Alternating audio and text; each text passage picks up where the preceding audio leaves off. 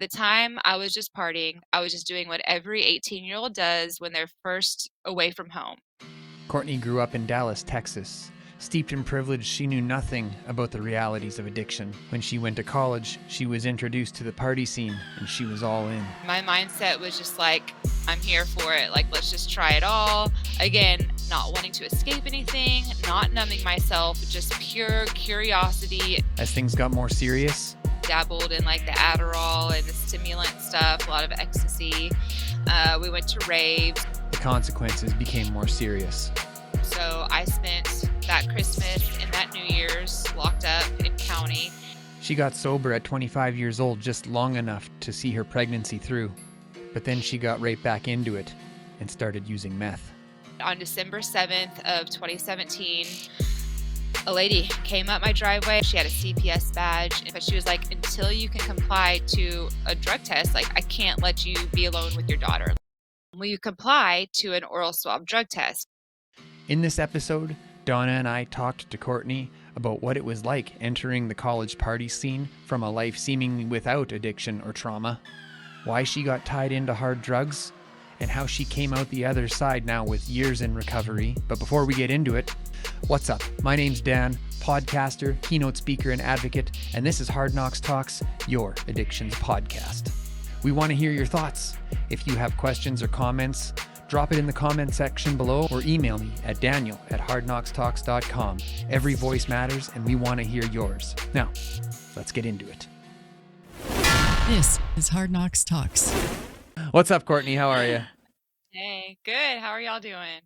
Good. Our mutual friend Adam from Recovered on Purpose connected us. He was on, was that like 2 months ago now? Adam was on? That was like in the old studio, wasn't it? Mm-hmm.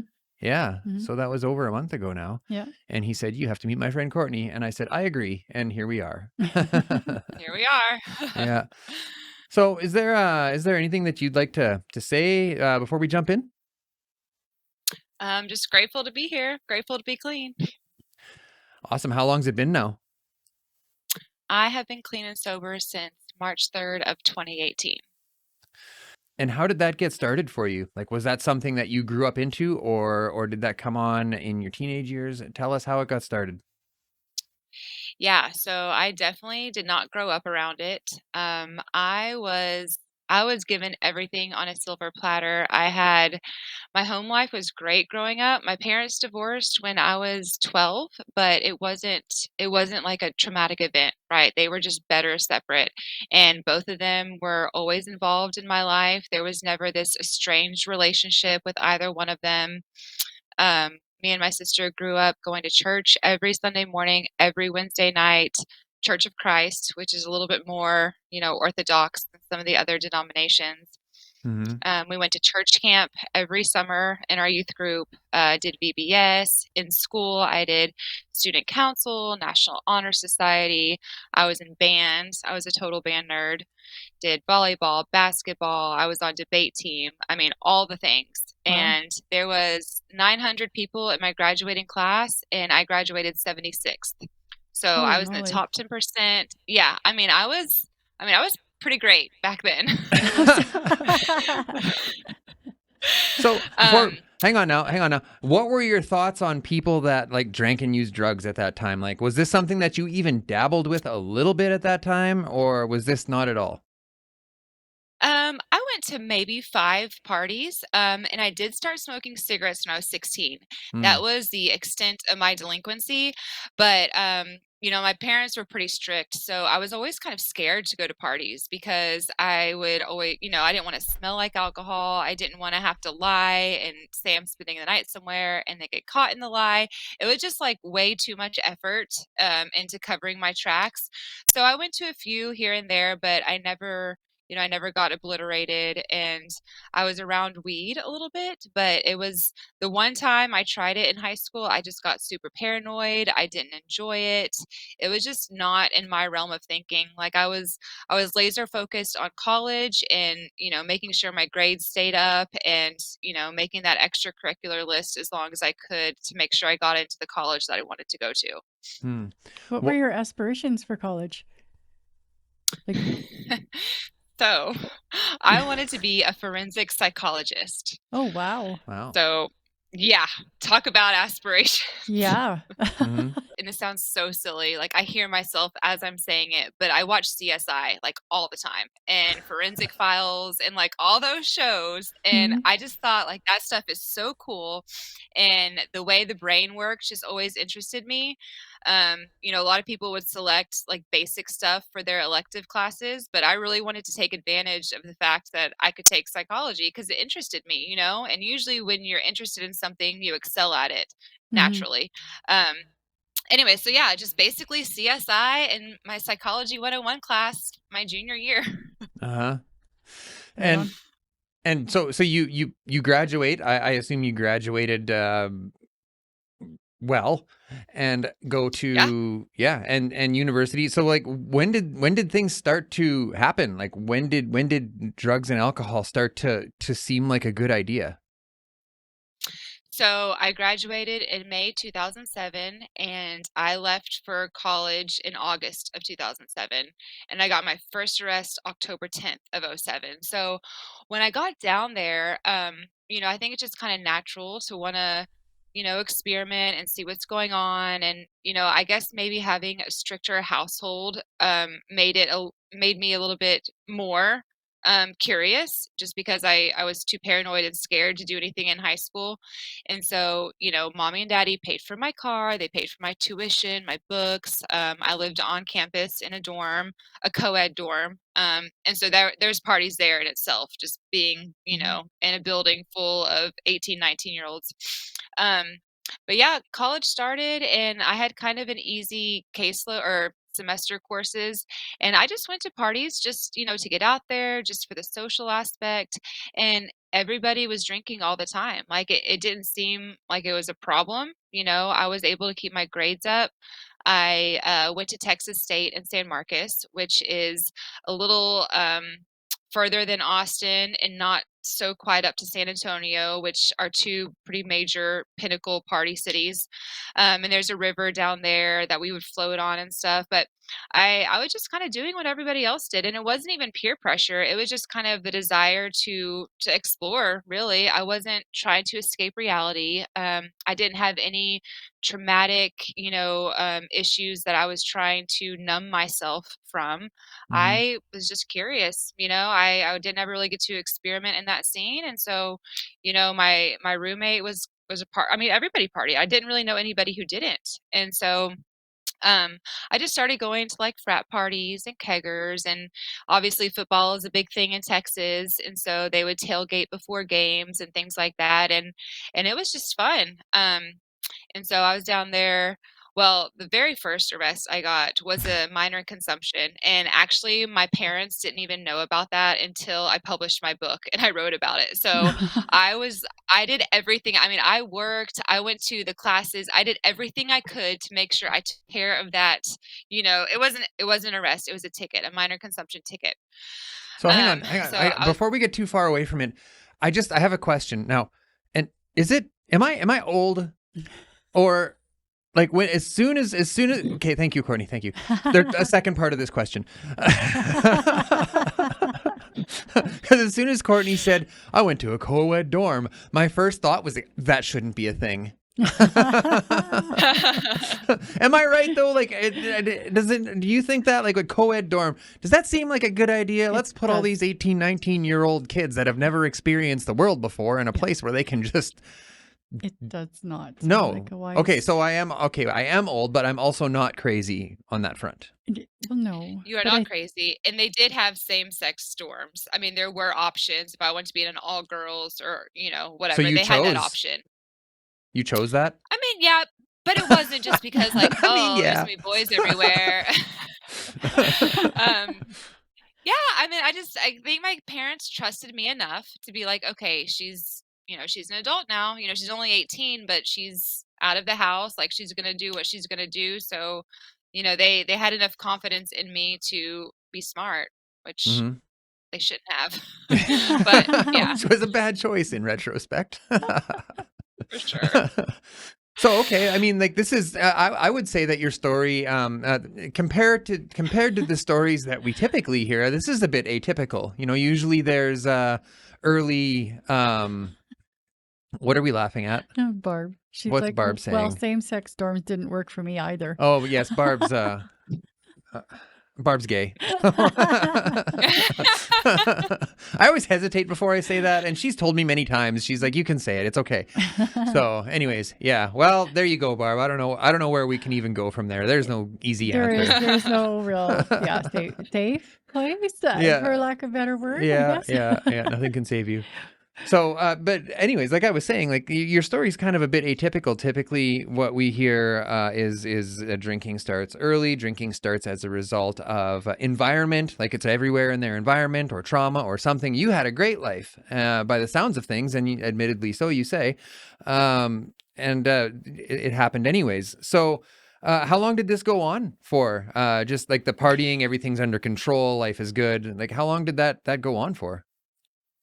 Yeah, no, and you know what, you're right. And I think that also hindered my thinking process because, I was like, I don't have deep-seated childhood trauma and I didn't never take my first drink, like I didn't sip out of dad's beer or whatever. So I think that also made me think like I don't have a problem. Like I'm not one of those people who hit their first joint at 12 or whatever. But yeah, I mean the party started and it never stopped really. Day night weekend drinking turned into during the week drinking. Night drinking turned into day drinking, and there was always a party. During the hot months, there was always people at the pool. Like I said, football games were a big thing.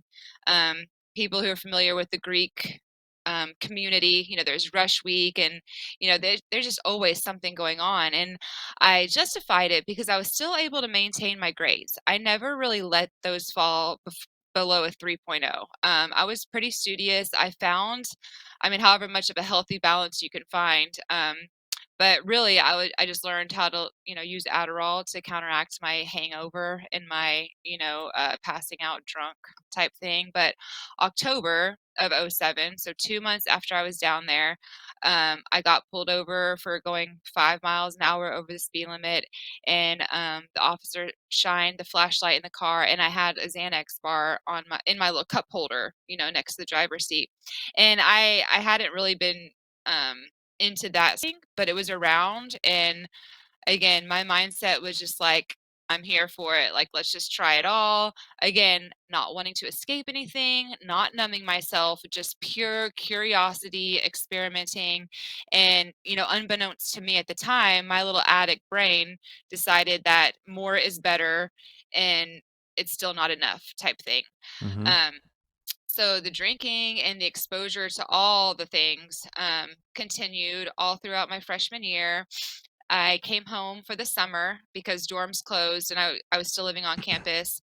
And I think that is when my parents kind of noticed the deterioration. I mean, I came home for Christmas break and obviously they weren't happy about the Xanax in October, but I just chalked it up to, I was just, wrong place, wrong time. Like I'm just, I tried to play innocent because at the time I thought I was.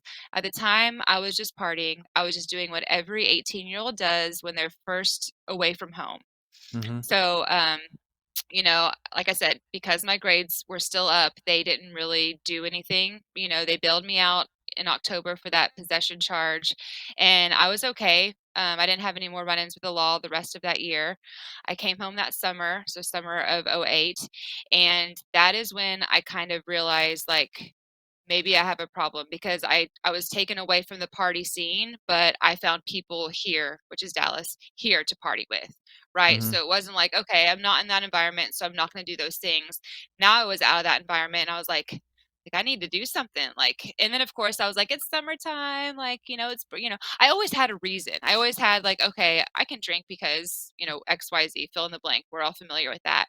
Mm-hmm. Mm-hmm. Um, so that summer was rough because I was back at mommy's house and, under her roof. So I had to get a little sneaky with my drinking and stuff. But, I just ended up staying places where I was partying at. I shouldn't come home and she couldn't really do much about it.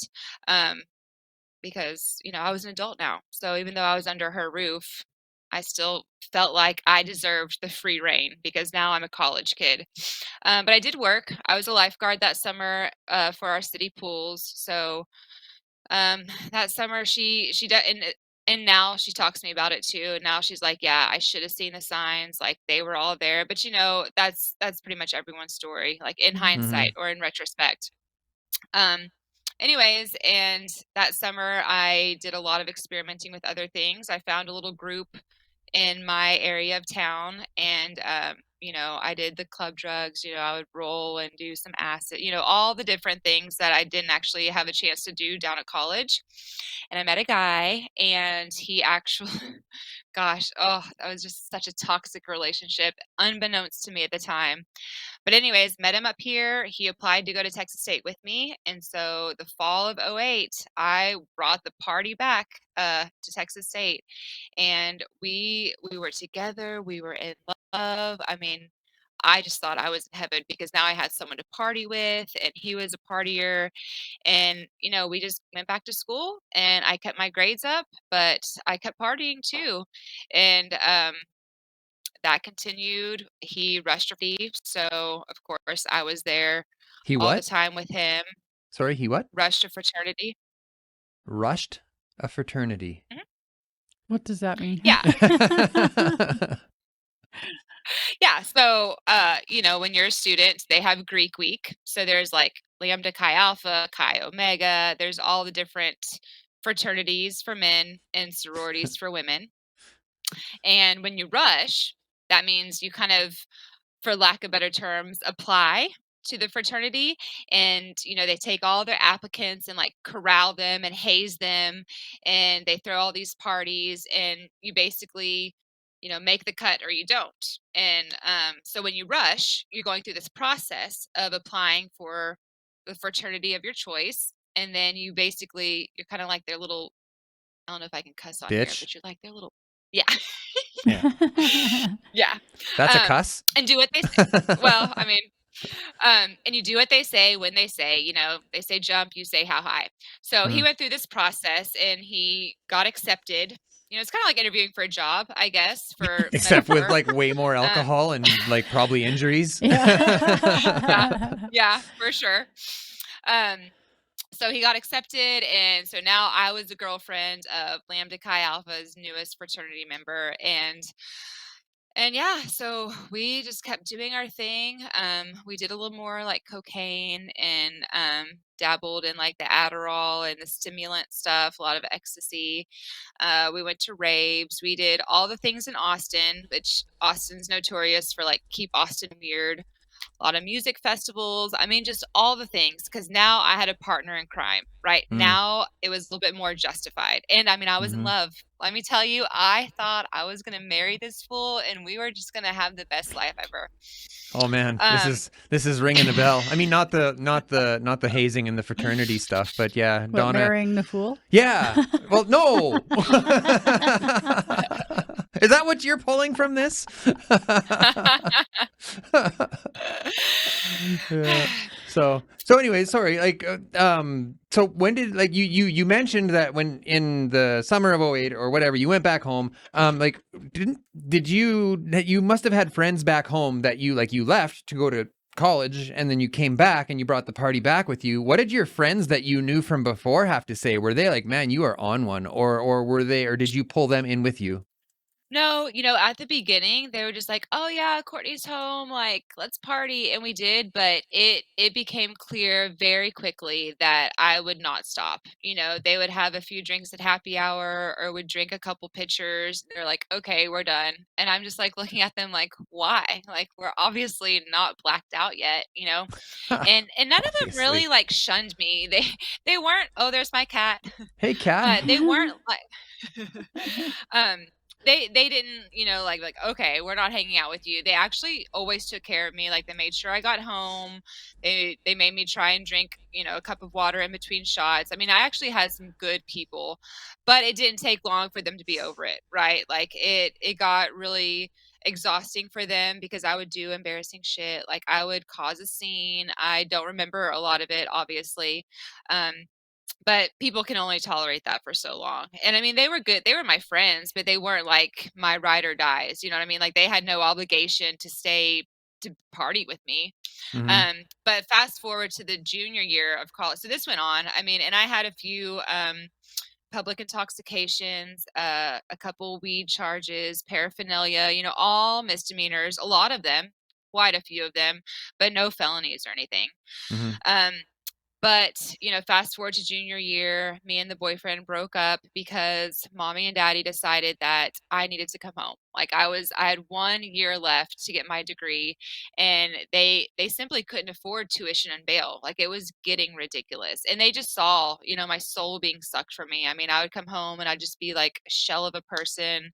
The Christmas break when I would come home, I never really wanted to do anything family oriented, whereas used to in high school, like I was all about the fun family traditions and going to our family's house and all of that. And I was just so withdrawn. And they're not blind and they're not dumb, they saw it.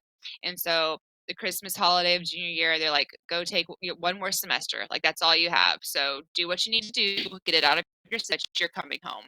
And Mm-hmm. I mean, I left kicking and screaming. I mean, that's why me and my boyfriend broke up, because he was staying down there and I was coming back home.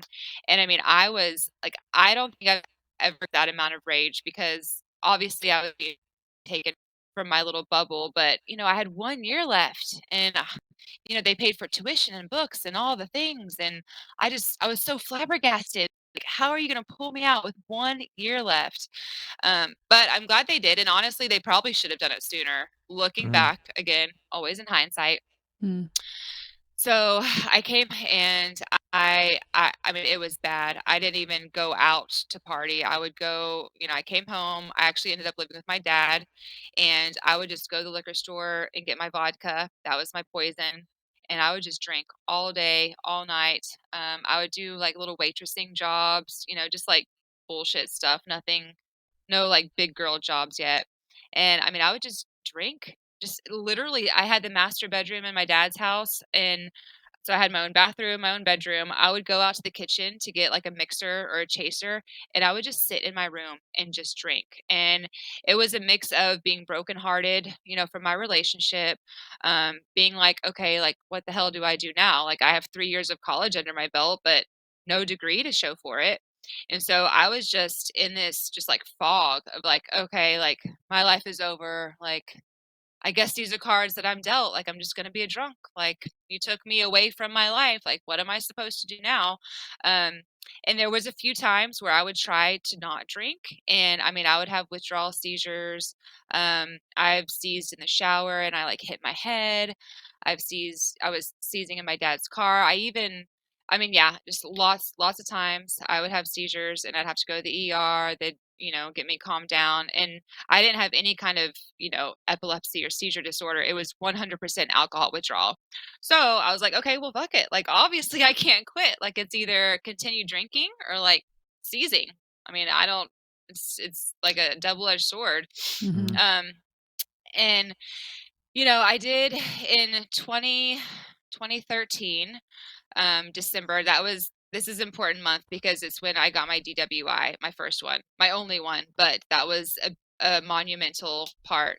Uh, but 2013, I went out for the night. I went back to someone's apartment. There's a bunch of us. It wasn't just me, but we did a bunch of ecstasy, a bunch of cocaine. The night I hadn't slept, and I woke up. It was a Sunday morning. I woke up and I was driving home, and I didn't have my seatbelt, and I got pulled over, and I blew like a .24. So, and Whoa. I was very Mm. yeah, yeah. And I hadn't even drank that morning. That was all like from the night before. Like I was coming down off of, you know, blow and X and stuff, but I had stopped drinking at like 3 that morning. Anyways, so I ended up getting arrested, DWI, first one, misdemeanor, and mommy and daddy did not bail me out. So I spent that Christmas and that New Year's locked up in county, and it was like 35 days, and they let me out, and I did go to rehab. I went to rehab. I I mean, it's the same song and dance. I went to appease them. I wasn't Mm-hmm. really trying to get clean. I was more of just, like, okay, I need to dry out. I need to like detox. And then, I always had the premeditation of like, I'm still gonna drink. Like this is Mm. just, to get me fixed for now, just a temporary thing. So I never had the intention of a long-term recovery. And so I did that. I got out and I did stay clean for about 2 months. My dad was on my ass about like, you really can't live in this house if you're gonna be doing that. Like your mom and I are tapped out, like Mm. emotionally, financially, spiritually, like we just cannot, we can't, this is not sustainable. It's just not. And so again, I did stay clean, but it was no. I stayed sober, dry. I wasn't living clean. I just was Mhm. not drinking. And then I got tired of that. I was bored. It sucked. I was white knuckling it. I wasn't working a program. I did not surround myself with a community because I didn't Did want to. you Like I was just when you were trying to dry out, like it sound like okay, now you're starting to talk a little bit recovery here already. I can hear it in your words. Now, and maybe you learned this later on, but was there ever any attempts to reach out to any peer support groups? Like did you ever like consider walking into the rooms or anything like that at the time, or was this just like I'm just going to white knuckle it until I can learn to drink responsibly? ju- just white knuckling it until I could be smarter about my drinking. Yeah. Because I had no purpose. And in a few minutes I'll talk about my daughter, and that is my purpose. But at that point, I still had 3 years of college under my belt, no degree. I still didn't have a real job. Like my thought process then was like, I live for drinking because I have nothing else to live for. At Mm. that point, obviously I knew like I had a problem. Anybody could tell that, and I could admit that. I mean, that's step one, but I wasn't working any steps. I was just stating the obvious. Mhm. Mm. Um, So I'm kind so of wondering in that time frame, because like you had touched on this sort of mentality uh, that they pulled you out, with this 3 years in, 1 year left, and then this loss of purpose. Like, how much animosity did you have towards your parents at that time? And then from that point to, like, say when you entered into detox or even afterwards, like what was the relationship like with your parents during that time? Like it must have been tumultuous, if you don't mind me drawing conclusions. Tumultuous. yeah, draw them away. And I love big words, so gold star for you. uh, yeah, I despise them. I mean, there's not even a word in the English vocabulary that can correctly, describe how I felt towards them. I mean, yeah, So I mean, just this like a was all little their kid fault. throwing a tantrum. Hmm. Yeah, totally. Yeah. Absolutely. Hmm. Yep. Yeah. Um, so yeah, and I mean they were supportive, when I finally went to rehab and detox, of course they were supportive, but I was just kind of like, yeah, well, like fuck you, of course you're supportive. This is exactly what you wanted. Like you are getting what you wanted. So there was no healing really. Obviously they reached out and they tried to, you know, coddle me, I guess. They tried to make it easy for me. They did everything they could to help me with this transition, but you can't help someone that's not wanting to participate in their own rescue, and I just Mhm. wasn't. I mean, I was Mhm. flat out like against my own rescue. Mhm. Hmm. So again, props to them because they never stopped trying. They never gave up, and for that I am grateful because I know there's not a lot of people out there that have that kind of, solid support from their parents or from anybody really. Mhm. Let's take a quick So break. I Um, just want to ask Oop. one quick question before we take the break. So I'm wondering, with you being such an incredibly intelligent person, highly educated, all this, like, did you feel like in resistance to their attempts to help you? Like, did you feel like it was an insult to your, intelligence, to your autonomy? Like, where did the resistance come from? Like, was it the fun, or was it how dare you try to tell me how to live my life? Probably both, honestly. I'm my own person. Like you get to live your life and I get to live mine. And I was still dependent on them. They paid for my car. I mean, all the things. Financially dependent. I was not independent at all. So, they always, they rightfully so, they should have a say. But it was more of just like a screw you. Like I am my own person. Like I can do what I want to do. Don't tell me otherwise. I'm technically an adult, still depending on y'all, but I'm gonna do what I want. This is my life. And so it was more of that, more of just like, how dare you type Mm. thing. Mhm. Mhm. Okay, Yeah. let's take a quick break. Read out tonight's sponsors, and we'll get right back at it. Tonight's episode, I would call it a landmark episode. Very, very humbled and honored to have this organization on board now. So tonight is the very first episode sponsored by EHN Canada. Woo. Yeah. Woo! EHN Canada is Canada's leading provider of mental health and addiction services, providing evidence-based and medically assisted care with 1-year wraparound services for those suffering from substance use disorder. In Saskatchewan, their care is 100% supported by Saskatchewan Health. To learn more about their national services and availability, find their link in the show notes below. Pine Lodge, the treatment center I went to 7 years ago when I got sober, offers inpatient addictions treatment and aftercare programming in Regina, Saskatchewan. To inquire about services or make a donation, call 306-510-1891.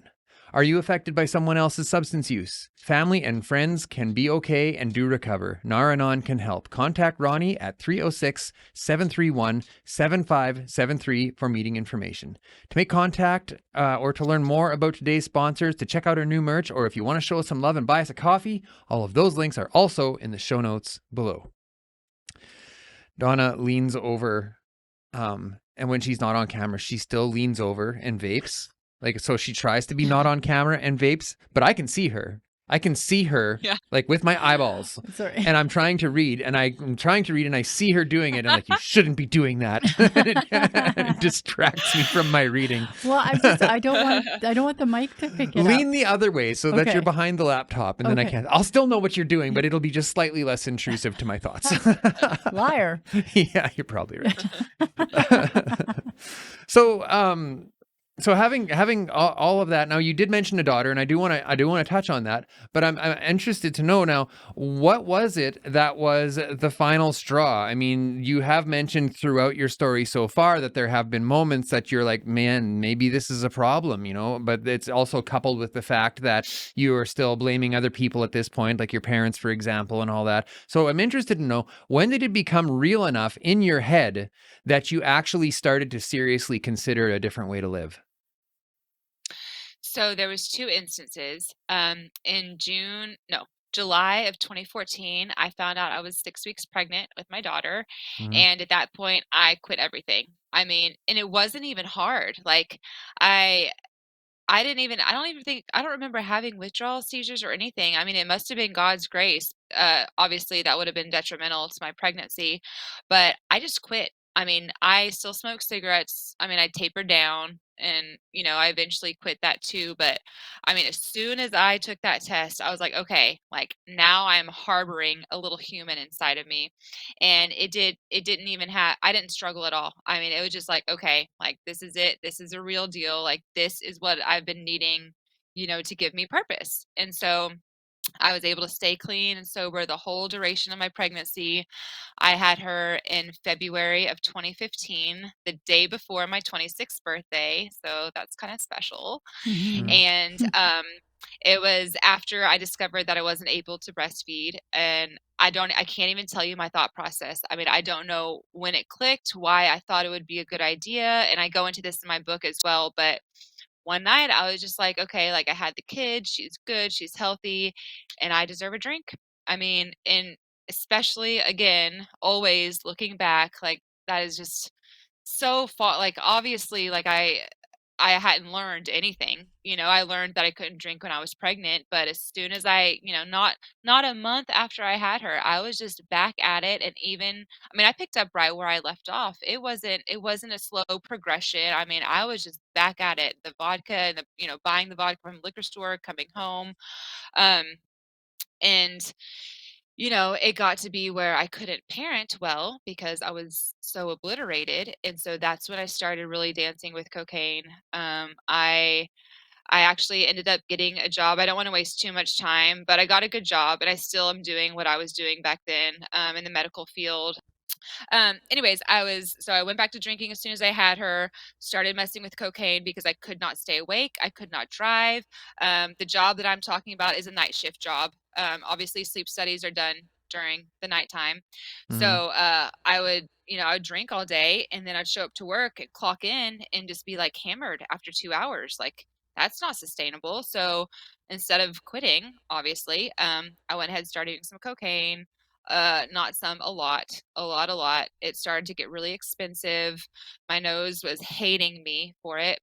And so September of 2017. So I sustained it for a couple years. Okay, this wasn't like a back-to-back thing. I drank a lot, couldn't handle it, did cocaine for a while. That got expensive.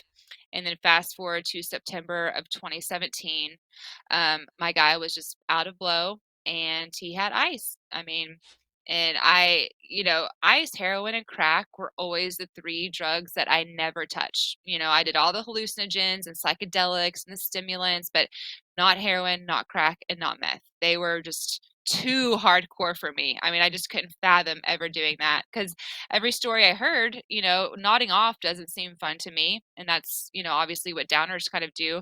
And, crack, I was above the crack in the ice. Like, Mhm. I was Yeah. just not sinking that low, until I did sink that low because my guy didn't have Coke. It was just something that was available. My dog, let me just show you. Oh, Uh, look at the puppy. okay. Um, um, and that was the beginning of my true love affair. I mean, obviously, I was up for days, I was productive. And you know what? I did this to help me stay awake from drinking. Once I started doing ice, I didn't even drink anymore. Like Mhm. you could put, a handle of vodka or like even half a gram of meth, and I would always go for that. I mean, that was my new love affair. That was my thing. Nothing else even, I was not interested in anything else. No other Hmm. drugs, no alcohol, and nothing in life really. That was my focus, and that was my thing. Mhm. And And it so I was happens on that for fast. That switch, fast, hey? Like so almost fast. overnight. Hmm. Yep. Yeah. It's I terrifying how don't know quick how that these people happens. can yeah, I don't know how people can be on it for a long duration because after 3 months of being on it, that is when CPS got involved. So at this point in time, my daughter is almost 3 years old. Um, I was living in a duplex, and I guess to this day, I still don't know who called CPS. It was considered an anonymous tip, but and this is like the beginning in my book. I have uh, like the preface, kind of like the opening story, and this story is it. But on December 7th of 2017, a lady came up my driveway. I was actually getting Braylee in the car to go to the park. She came up, she had a CPS badge, and she was like, we had someone call in saying there was, neglect or abuse in the household. Will you comply to an oral swab drug test? Now, I was naive. I have no idea what kind of rights they have. I don't know like the authority that they can, like, I have no idea. I never had any kind of interaction with them. And anyways, I was high and I was like, no, I'm not consenting to a drug test. And she told me, and again, I have no idea if this is accurate. I also don't think I had the mental faculties to even process what was happening. But she was like, until you can comply to a drug test, like, I can't let you be alone with your daughter. Like, this is an accusation that we have to investigate it. And I was like, well, I don't know what to tell you, but I'm not complying, which obviously major guilt red flag right there. And she was like, okay, well, you don't have to, but I'm going to get a court order to have you go in for a urine analysis. Again, I don't know how much validity there is to that. I was not in my right mind, obviously, but long story short, I was able to call my mom. She was able to come and get Braylee. And after that, the CPS lady was like, okay, well, we'll be in touch. You will be summoned to come and pee in a cup so we can, do all their things. And my mom was like, and the CPS lady left, and my mom had to take Braylee, and she's like, Courtney, you got to get help. Like, this is serious. You're about to lose your kid. And I wish I could say I went straight to rehab that day, but as soon as my mom and Braylee left and the CPS lady left, I went to go get high. Like, straight up, no, like, that's just exactly where my brain went. I was like, okay. And at that point, I was numbing myself, right? Because now I had this catastrophic event to where, in my head, there was no coming back from it. I had heard Mhm. stories of people with CPS cases, and I just thought I was as good as done. Like, I just thought my rights were going to be terminated. This was it. Like, I was back to square one. Like, fuck it. Like, what's my purpose now? Like, I had one and now it's gone too. Mhm. So that This was part of December your 7th of story 2017. resonates very, very deeply with me. Like We had an apprehension so as well. deeply with me, and just that mindset of like what's my purpose now, and all everything like what you're saying right now is hitting me hard. Yeah.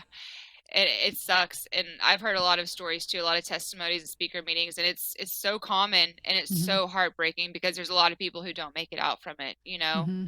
Um, and it took me a while to make it out. I about a month later is when I started using needles. I just wasn't getting high enough, you know, like I could smoke all the stuff and it just was not enough to like mend my broken heart, which obviously it never would and never did. Um, but it wasn't, you know, mid-January of 2018, I started shooting up my dealer. That's how he did it. And I was like, you got to hit me. And he was like, I don't want to be that person. I was like, okay, well, you're still the person selling it to me. So I don't know what to tell you, but I'm gonna do it if you don't. Anyways, he did. And then I started doing it. And then this is where it starts to get better. So February 27th is her birthday. February 28th is my birthday. Now, mind you, this was mid-January. So after about a month of shooting up, I my mom allowed me to see her on her birthday, and then the next day was my birthday. And at this point, I lost my job. I had wrecked my car. I had eviction notices, and I was done. I mean, I was tapped out. I was never suicidal, right? But I did not want to live. So like I kept shooting up, like hoping my heart would just explode or something. You know, I was hoping there was a way out because I was not able to do it the way that people should do it. So my birthday was February 28th. So 6 weeks after I started shooting up, I went to the bars. I had a little bit of money left, and I had in my head, and I'm not even making this up. And I know it'll sound like it when I continue this part of the story, but like I knew I needed to get help. Like I obviously could not kill myself. Like I failed. I had to get help. You know, my mom got custody of my child, which was a huge blessing, and I'm so grateful she did not get put in the system, but she would only let me see her if she knew I was sober. Well, I was never sober, so I never got to see her, but my mom was giving me that lifeline, right? Like, she was like, "Courtney, I don't want y'all to be estranged. Like, I want you to have that relationship with your daughter." And so, you know, my birthday, obviously, you know, I wanted to go out with a bang. My birthday was February 28th, and March 1st at like 2 in the morning, I get pulled over for expired tags and I have a bunch of meth on me and paraphernalia, and I get arrested with my first felony, controlled substance, and you know, the pipe and the rig. And so I went to jail, and you know, I called the same phone call that I made so many times. Oh, so many times. Like, "Hey mom, like I'm in county. Can you come get me?" Blah blah blah. Courtney, yes, as long as you promise, like you're going to rehab. And I was like, Mom, I promise you, like I was going to go. Like this was my birthday gift to myself. I was gonna go do my thing and then go to rehab. I swear. Like I had already called the treatment center. I knew they had a bed, but I knew I couldn't go to treatment sober. Like I had to go up. So I was like, that's the plan. I swear. Like I know. Like I'm done. I'm done. And granted, I had said this over and over, but this time I really legit meant it. Um, so I got billed out. The paperwork didn't process until the next day. So this is March. I mean, the next day it was still March 2nd. It was like 4 o'clock, 4 p.m. on March 2nd. And my arrest happened 2 a.m. March 2nd. Well, they took a little bit too long picking me up. They had already processed me out. I was just like waiting for my ride. And I knew I was going to Valley Hope. That was the treatment center. But I was waiting for like 30 minutes and nobody was there. So my little addict brain decided I needed to go ahead and walk to the gas station. And I got like a little Shutter Homes or Sutter Homes. I don't even know what they're called, but I got 8 of those and little mini ones, but I chugged them. I mean, back to back. I was like, I'm not going to rehab sober. Like, I know this is it. Like, whatever, it's wine. It'll have to do because I was always a liquor girl. Um, anyways, and so they pick me up. My dad picks me up. And I was like, let me say bye to Braley. Like, I know I'm going to Valley Hope. I don't know what visitation is going to be like. Let me just say bye to my daughter. And so he takes me to my mom's house, and I don't remember anything after that. But apparently, I assaulted her. Apparently, I wanted to hug my daughter goodbye, and she was like, Courtney, this is all told to me because I was blacked out. She was like, Courtney, you are too drunk. Like, I'm not letting you near Braley. Like, you can say bye, like wave, but you're not touching her. And so apparently I kind of like pushed her against a wall.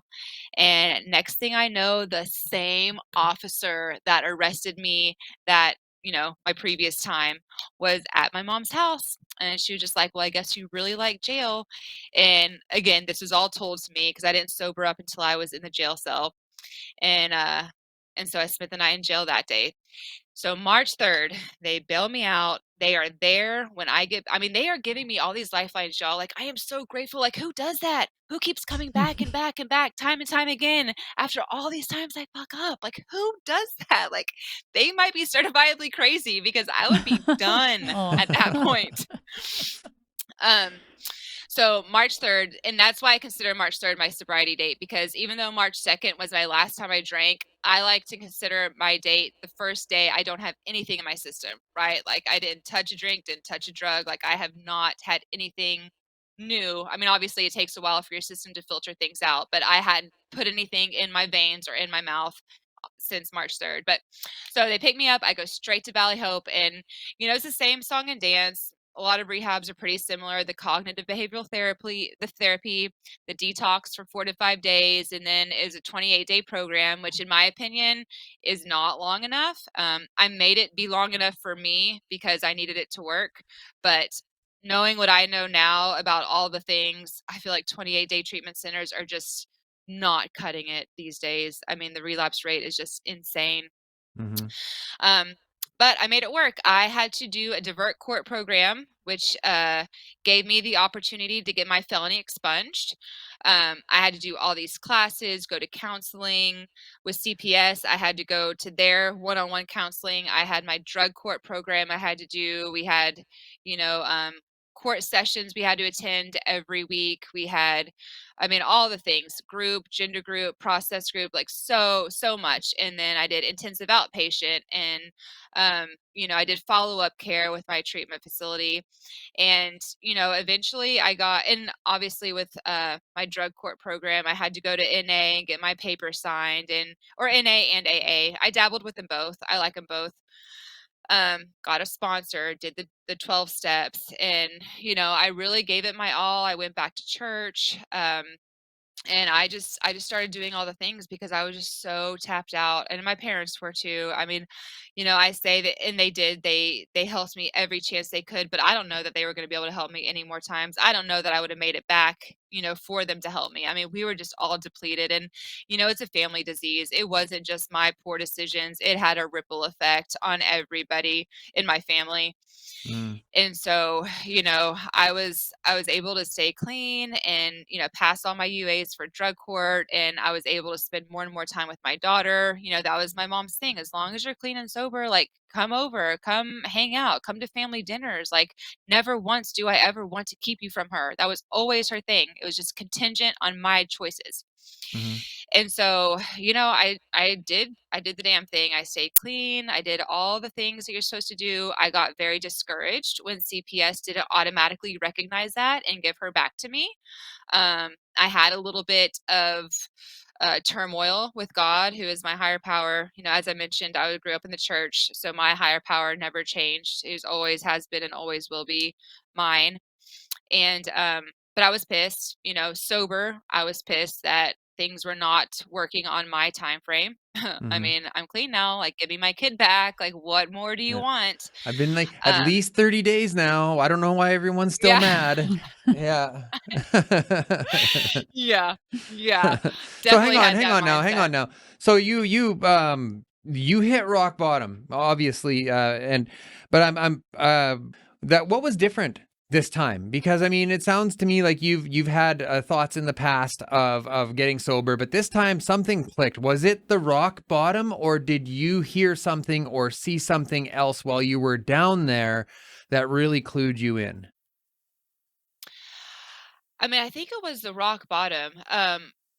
When she got taken from me, that was just, it was just gut wrenching. Like, no one can really understand it unless you've been there, which, you have, Donna. But Mhm. that, and also I don't like to say rock bottom because I think rock bottom is death, right? Like, I think people can have like their personal um things that get them to be sober, but if we're still alive and breathing, we're not at complete rock bottom. Like, rock bottom is like in a grave because you can't come back from that. So for me, rock bottom is used loosely because Mm-hmm. it was the rock bottom in which I turned my life around. but I'm still here alive telling my story. So it wasn't like the absolute rock bottom. Mm-hmm. But to answer your question, it was a CPS involvement. And then, I swore up and down, no heroin, no meth, no crack. And also I used to swear like no needles. And here I was like doing meth with needles. Like those are the lines I was never gonna cross. And here I was crossing them. And had I not been a mom, um, like ever, not just with a CPS situation, but had I not given birth, like I don't know that I would have made it out because that was my purpose, right? Like I still at that time related all of my stuff to like I had no purpose. Fuck it, I'm gonna party. I'm just gonna die an alcoholic. That's just how it is. And so then I had her. She became my purpose. So my rock bottom was when that purpose was taken from me. And it took me a while obviously to get clean after she was taken, but that was the motive, that was the impetus for me to actually like give it my all and like give the recovery thing a go. Do you And think, not just sorry to interrupt, do you think that it could have worked any other way? Do you think that if your daughter hadn't been apprehended, do you think you would have ever gotten sober? probably not. No. Mhm. Because there's a whole conversation going around that, whether or not all these like, because sometimes apprehensions are questionable. Did it need to happen? And sometimes people say that no, these things should never happen. There should be services available to families and to mothers and all of these things. But I don't know. Like, I can't say whether for sure one way or another. Like, because when our son was apprehended, there was a long time, and still sometimes I still think that maybe that needed to happen for us to get to where we got to. Did it need to happen the way that it happened? Mm. Maybe not. Maybe there could have been an easier, softer way there. We certainly didn't need police officers in our house laughing at us that day. But so that's why I asked, because there's an ongoing conversation about apprehensions and about CPS involvement and where's the benchmark, like where should it happen? So anyways, when you walked into you came out of treatment, did you think you were on top of the world? Like when you exited that program, did you think you were cured? No. Mm-hmm. No, and I didn't have the pink cloud thing because No. I knew I had a long list of things that I needed to take care of. It wasn't like I went to rehab and I knew everything wasn't going to be like butterflies and unicorns. Like I had a felony to get expunged, I had a kid to get back, to find another job. Like I knew the reality of the situation. Like I was not going to have an easy time just walking on out of there. Uh, but I had a new, when I did the rehab for the last time, I went into it completely open-minded. I got all the tools and all the wisdom and everything they threw at me, and I actually applied it. They talk about your toolbox and your coping mechanisms and all the things. And as corny as I thought it sounded, especially because I'd already heard it before, like I was out of options. I mean, nothing else was working. This had to work if I wanted to get her back. And so there's also the ongoing conversation of, did if you don't get clean for yourself, like it's not going to work. Like you can't get clean for someone else and expect long-term recovery. But I 100% disagree with that because I would Mm-hmm. not be clean if it wasn't for her. Like I just wouldn't. I did not value myself enough. Like I didn't think I Mm. was worth it. It had to be her to get me to do that. And so kind of back, trailing back to what you were saying about the apprehension thing, I feel like there's an abuse of power with CPS because there Mm. are softer ways to handle it. Mm-hmm. But had I been given a softer way, it wouldn't have worked. Like I needed that intervention. That You was needed God that kick doing, in the head. yeah, that was God doing for me what I couldn't do for myself. And I Mm-hmm. also feel like if there was a softer approach, I don't know how You would have um manipulated it. yes, for Yeah. sure. I Me mean, I don't mean to put words in 100%, your mouth, no but I doubt. just I No, you're right. I have the same monster in my head, so I get it. Yeah. Yeah, Yeah. for Mm. sure. So, and I think if the softer way if that was the approach that was taken, too many people would try and take advantage of that. It wouldn't work out, as much as we would hope, like, okay, well, if we give them an out, it'll be I just don't think, if you have, for me, my brain is no. You give me an inch, I will take a mile and I will stretch that mile and I will work the system as much as I can. You're So not still like I that though, know are you? Absolutely not. so Absolutely not. so tell us, what was it like walking into the rooms then, and like, did you buy in right away? You said you grew up Christian and all that, and you had some resentments with God at one point, you mentioned. What was it like? Like, did you buy into the program right away? Um, I tried. I kind of faked it till I maked it. Faked it till I made it. Um, I there it would depend. Okay, I can't say that. I went to several different groups, and there was one that I really vibed with. It was an NA group, and there was just something about the atmosphere in there. So I'm not bashing the program by any means, but you have to meeting shop. You know what I mean? Yeah. Like I had to go around and try different groups because there are some that very much remind me of like a cult. I mean, I can see why there are some people who are like anti AA. Like I can see Yeah. that. Yeah. So, I wasn't like, oh yes, let's do this immediately 100%. However, I did group shop and I did find one that I did vibe with people similar with stories, a lot of people with a CPS, and those people are what gave me the hope and the encouragement. So I found the group that I related to most and that people were able to come back from. And I needed that because, I at the time I felt like I was maybe attempting the impossible. Mm-hmm. CPS to me when I hear that, that's just like nail on the coffin, Mhm. like you're like that's Yeah. that's it. You're done. Yeah. So to answer your question, no, not immediately, but once I found the group that became my home group, then yeah, I was all in because I needed that. I needed that support. And again, total God thing. I think I went to that one meeting, that one day, that one time that had those certain people that I needed to hear what they had to say. Tell us about some of the moments where the rubber hit the road for you. Like, I know the steps really worked for me early on, and often, actually lately, I've been considering maybe running through them again because it's been a while. But for you, like, was it step two, I mean, everybody talks about step 4 and 5, and we like to compare how long it took to read our step 5s, and mine took 6 hours, by the way. So, like, what was it like for you? Where did it hit the road for you? So the treatment facility that I went to, we actually worked steps 1 through 8 with our counselor one-on-one.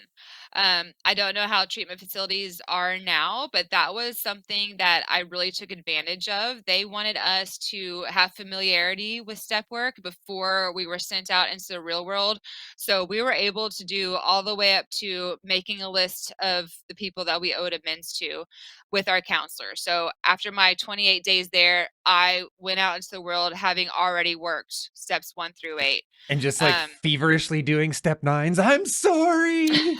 I'm uh, sorry. Was it like that? yeah, Yeah. yeah, kind of, but I also, I knew that no one was trying to hear. I mean, I did what I needed to do, but Yeah. I know, and especially with my family, and I did all the things. I stole from them. I pawned their shit. All the typical addict behavior. I knew that they were tired of hearing my words. So the majority of my amends list, I knew I was just going to have to do living amends. Obviously, I still had the conversation with them, but just like, I would be if the tables were turned, I'd be like, I don't want to hear your shit. Just do right. Like that's all you have to Mm-hmm. do. Just live a good life. Be a good Mhm. mother, period. So I went into my amends with that headspace. Like I can tell them, I can write them a speech, I can read it to them. And I did sincerely, apologize for my behavior, but I knew actions speak a hell of a lot louder than words. And so that was my goal too. I wanted to make everything right. I've said over and over how great my parents were, and I didn't want to fuck them over anymore. Like, I needed to do this for my daughter, for them, just to everybody. Like I was given so many chances.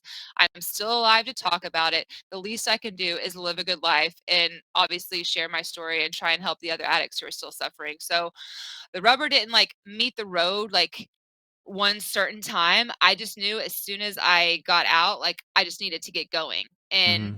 like I said, I was discouraged when I didn't get my like shiny gold star from CPS and like get her back immediately. But I know now that if I had gotten her back after 6, 8, 9 months, there's a good chance I would have been like, okay, fuck it. Like I got my kid back. I can totally go use again because that's what I did after I had her. And so I firmly believe that the time frame in which everything happened, was God allowing his the story to unfold the way it is. I read a quote and it was like, premature promotion will only make you fail on a bigger stage, or Hmm. something like that. And so, and I I like that. really took Mhm. that's, that got my heart. Yeah, because I wanted, typically, and I still am like this, very impatient. Like, I want what I want. Like, I'm clean. Give me my kid back. Like, all these things, but I don't know the future. Like, I don't know what demons like God is holding back from me as I walk down the street. And so, the rubber meeting the road thing and my spiritual awakening type stuff really didn't start happening until a couple years after I was accepting the fact that, like, this is not my timeline. You maintain your spiritual fitness, you do the right thing, and things will happen as they to happen. And so, and again, I wasn't estranged from Braylee. My mom let me go to all of her school functions. I was able to do all of the things. She just couldn't live with me. That was Hmm. really the only had it made. Still able to be in her life, and I didn't really have to do the major responsible stuff because I wasn't allowed yet. So, you know, all of my situations, I mean, I am so humbled and grateful because I really did have it pretty easy. I made my life worse the way that all the choices I made, but I couldn't have really had a better situation, to be quite honest. And I got her back about 2 years ago, and I am like healthy, like physically, spiritually. I've been the same job for over 3 years, which is huge because that's the longest I've ever had one run of employment, especially since COVID and stuff. And I'm married, and like, I am just so much more stable. And this time 3 years ago, I was good, but I wasn't great, and I wouldn't be able to be the mom that she deserves until I was great. You know what I Hmm. mean? So I was still physically present. I was on my hair. I was still able to do what I needed to do, but I wasn't able to be at my best just yet. What was it like get regaining custody of your daughter? Like first day, you get the letter in the mail, here it's happening. What was it like? Was it scary? Was it happy? Were you ready? Um, Definitely super happy, definitely ready. But there was a couple of things that I wasn't expecting. She also had to be okay with not being with her grandma full time. So here I am thinking about all my emotions, but like, my grandma, I mean, my mom has had to play her mom for so long. Like, I didn't anticipate my daughter kind of being sad that she wasn't going to be with my mom anymore. My mom was able to step in and play the mommy role, and that's all Braylee had really ever known. So it was still happy, joyous, loved it, best day ever. But there were a little bit of battles that I wasn't anticipating. Um, and then what was another one? There was something else. I made a TikTok about it, actually, about a couple of things that I wasn't ready for when I got her back. But that was the main one. This was a family disease. This was a family situation. And then I had to cater to my mom's feelings too. She was glad that her daughter was able to get right and get her kid back. But like, my mom, Mrs. Braley, she was at the time, well, still technically, she was a mom to her longer than I have been. And so I had to be sensitive to that relationship. It wasn't just about me, I got my kid back. It was like, okay, I'm taking my kid back from the home that she's known for the last 4+ years. And so, obviously we worked through it, and Braley is 9 now. I mean, she's like a little teenager, really. So, uh, she's in there, she's like, "Yeah, I am." Um, so, Oh, she's hearing all this? well, the door was shut until my Yeah. dog opened it, and so Oh now it's yeah. open, Yeah, and yeah. so, yeah, she's What's up, hearing it. Braylee? We went Yeah. swimming earlier, and she wanted to, like, jump in on the video, but she's, like, in a swimsuit, and I'm like, "Braylee, just like Yeah. the with y'all, I just gave her my phone and have her watch YouTube Shorts or whatever." Yeah. Um, Yeah. so yeah, it was definitely a great day, but a lot of emotions, good and bad, me, Mhm. her, my Mhm. mom. But that was always the ultimate goal, reunification. It was always, we need to do what we can to get y'all reunited, period. And my mom is still so active in our lives. I mean, it was not like, okay, peace out, mom. Thanks for Yeah. watching her for 4 years. Like, we are very unified as a family. My dad too. We, obviously, since I've been clean, and my sister's in recovery too. She just celebrated 6 years. We're all very, and she's pregnant. Oh, she's pregnant. It's crazy. We're all still very close, and we make sure that we keep that family unity, especially for the sake of Braylee, because we want her to understand, that no one left on, like, um, no one is gone. Like, mommy is back, but grandma is still here. Grandpa is still here. I got married in October, so now, like, stepdad is here. So we've always tried to cater to her knowing that just because you didn't have really a normal childhood because you had to bounce, back and forth and there was some major trauma, like, you are still so loved. Like, you have all these people who, like, want to spend time with you. Like, we all do everything we can to make sure that she um suffers as little as possible. I Mm-hmm. know she's probably going to have some stuff going on, but I've been very open. She's seen me get arrested, and then when she was younger, it was, mommy made some bad choices, so mommy's got to go to adult timeout. And Mm-hmm. I published my book in February, and she's in it, obviously, and pictures of us. And she asked to read the book, and I'm like, well, when you're older, I was like, everything about it because it's about my life. But when you're older and you kind of can understand more, then of course you can read it. But I don't sugarcoat anything. If she has legit questions, obviously I don't go into detail, but I try to maintain that transparency. So if God forbid she ever follows in my footsteps, she knows that you can turn your life around. Like, I Yeah. was able to do it, you can do it. So if you find yourself in that position like I was, you can always come back from it. Like, you are never too far gone. So Mm. so yes, she can hear me, but she Yeah. also knows a lot of the story. So I don't really try and hide it or anything. So 2 more questions. First question. You got married in recovery. On your did you how many dates was it until you told him you shot meth? Uh we he's in recovery as well. He knew that before Oh. we started dating. Oh, was that like the pull? No, and we were friends. I actually met him through my sister through in an AA group, and we were friends for a while before we started dating. So he Mm, kind of knew. We kind of did the whole solid friends, and we're kind of interested in each other, but not really.